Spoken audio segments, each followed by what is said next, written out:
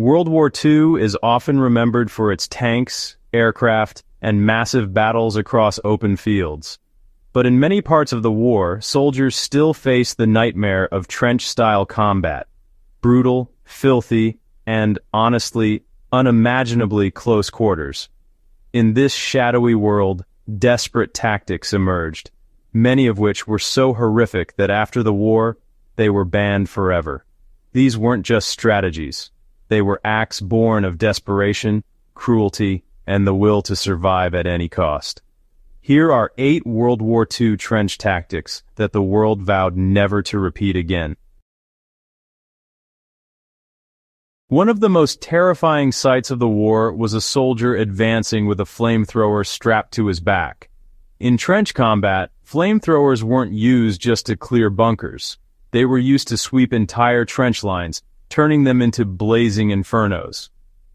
The psychological impact was devastating, leaving soldiers with no choice but to flee or burn alive. Survivors described these attacks as nightmares made real.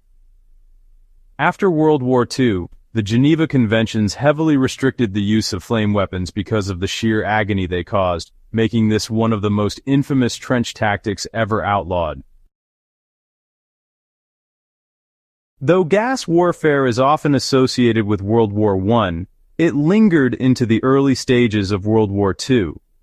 Small-scale gas attacks, especially gas grenades thrown into dugouts, were used to choke enemy soldiers from their hiding places.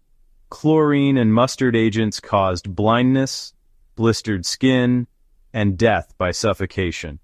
The sheer horror of these tactics, combined with the unpredictable winds that sometimes turned the gas back on its users, led to global condemnation.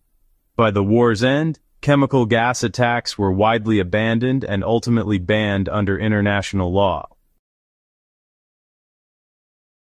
Water was as much a weapon as it was a hazard. In low-lying regions, defenders deliberately flooded enemy trench systems by diverting rivers, pumping in water, or blowing up dikes. Soldiers trapped in these drowning trenches often had no way out, forced to abandon their positions or die in waist-deep mud and freezing water. It wasn't just cruel, it was strategically devastating, wiping out entire defensive lines without a single bullet fired. After the war, such deliberate use of environmental destruction as a weapon was banned. Borrowed from World War I, tunnel warfare still appeared in World War II when opposing forces dug beneath enemy trenches, packed the tunnels with explosives, and detonated them, collapsing entire sections of fortifications. These underground blasts buried soldiers alive and left survivors shell-shocked. Not only was it inhumane, but it also proved unpredictable, sometimes collapsing on the diggers themselves. Post-war agreements largely outlawed such subterranean sabotage because of its uncontrollable and catastrophic effects. As armies abandoned trenches, they often left behind deadly surprises. Grenades wired to tripwires, sharpened stakes hidden in mud, or explosive charges buried beneath boards. Soldiers entering these trenches often never made it out alive.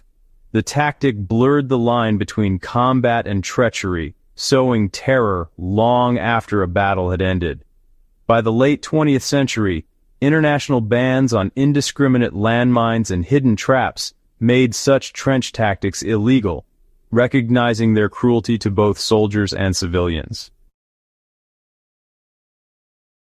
In desperate defenses, retreating forces sometimes poured fuel or oil into trenches and ignited it as enemies advanced. This created walls of fire that incinerated attackers and suffocated those nearby. The tactic was brutally effective, but the casualties were so gruesome that it drew widespread condemnation. Soldiers caught in these flaming trenches often described the experience as, well, hell on earth. After World War II, treaties placed heavy restrictions on incendiary weapons, making the use of such fire pits a relic of forbidden warfare. Close-quarter combat in trenches often devolved into nighttime raids with bayonets and knives. These were silent, brutal operations designed to eliminate enemies without drawing attention. Soldiers crept into opposing trenches under cover of darkness, killing anyone they encountered in hand-to-hand fighting. The sheer savagery of these raids, and the psychological toll on both attackers and defenders, led many armies to move away from bayonet charges in the post-war era. While not technically outlawed, the practice became so stigmatized that it was effectively abandoned forever.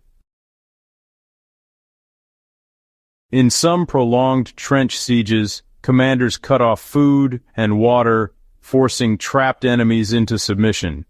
When starvation didn't work fast enough, soldiers used trench lines to block any escape, effectively condemning their foes to death by hunger or disease. This tactic blurred into war crimes, as starvation as a weapon was later banned under international law.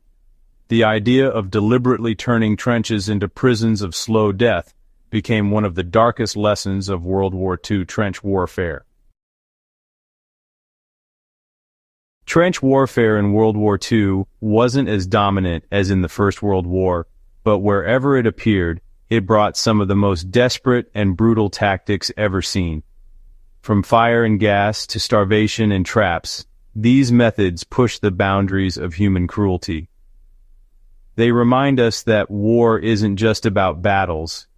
It's about survival, desperation, and choices so extreme that the world later agreed they should never be repeated.